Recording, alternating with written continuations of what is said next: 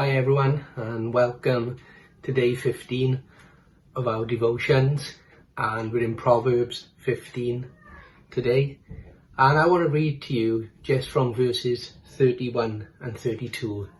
It's towards the end of the proverb, and it simply says this: accepting constructive criticism opens your heart to the path of life, making you right at home among the wise. Refusing constructive criticism shows you have no interest in improving your life. For the revelation insight only comes as you accept correction and the wisdom that it brings. You know, there's a word that someone has coined to describe this generation, and it's the word snowflake. You may have heard it, and they refer to people who are easily offended and easily fall apart and can't cope with criticism as snowflakes. And we seem to live in a generation that is so easily offended about everything. I don't know what happened to the ability to have a difference of opinion but still remain friends, to disagree but still be agreeable. There should be that ability within us. And as Christians, part of our growth and the way God helps us to mature is through constructive criticism, not through destructive criticism, where people say unkind things and unnecessary things to belittle us or pull us down or hurt us. But constructive criticism is where we allow God and people, godly people, who love us and care about us and who have wisdom, to speak into our lives in areas that perhaps we need to improve.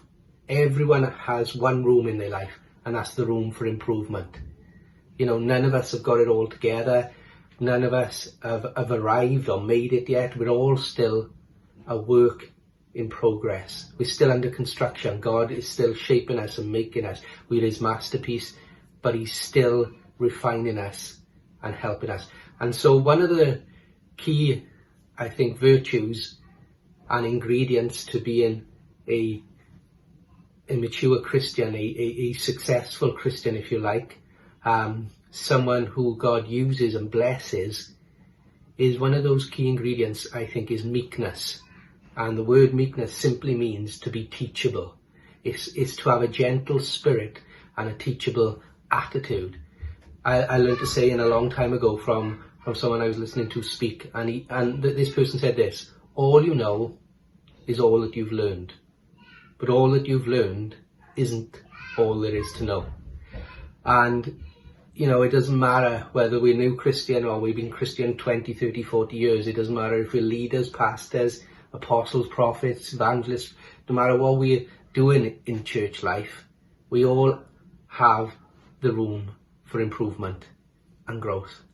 And so the Bible tells us that we should accept constructive criticism. In other words, we should allow God and godly people to speak into our lives and be willing to hear, perhaps not things that we don't want to hear, but are necessary. I've always said a true friend doesn't tell you what you want to hear, they tell you what you need to hear. That's what a true friend does. But I want you to see that word, accepting constructive criticism, because I've spoken to people in the past. I've sat with people as a pastor, and they've asked me for advice, they've asked me for help, they pour their hearts out to me, and I pray with them, and I try to help counsel them and give them some sort of guidance.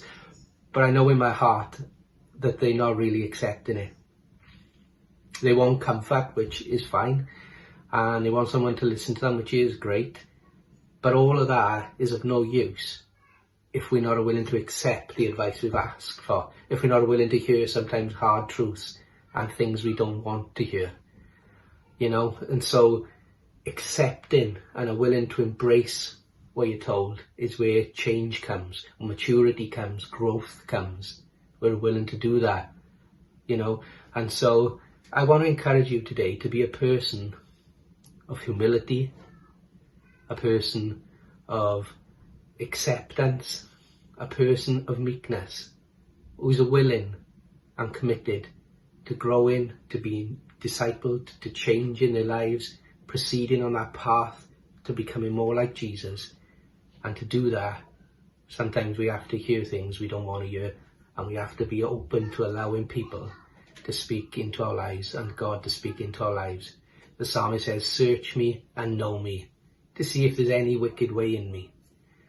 And sometimes it's not a wicked way, it's just something that isn't helpful or is a hindrance to us, that God perhaps wants to highlight in our lives. And it's never to hurt us, but always to heal us, help us, and grow us. And so, have a great day, guys, but be open to constructive criticism. Don't get offended. Don't push people away. Don't close your ears, close your heart, but be meek. Jesus was teachable, and he also taught his disciples and said words that they didn't want to hear, but they accepted. And because of that, they were blessed and started to grow. Have a great day, guys.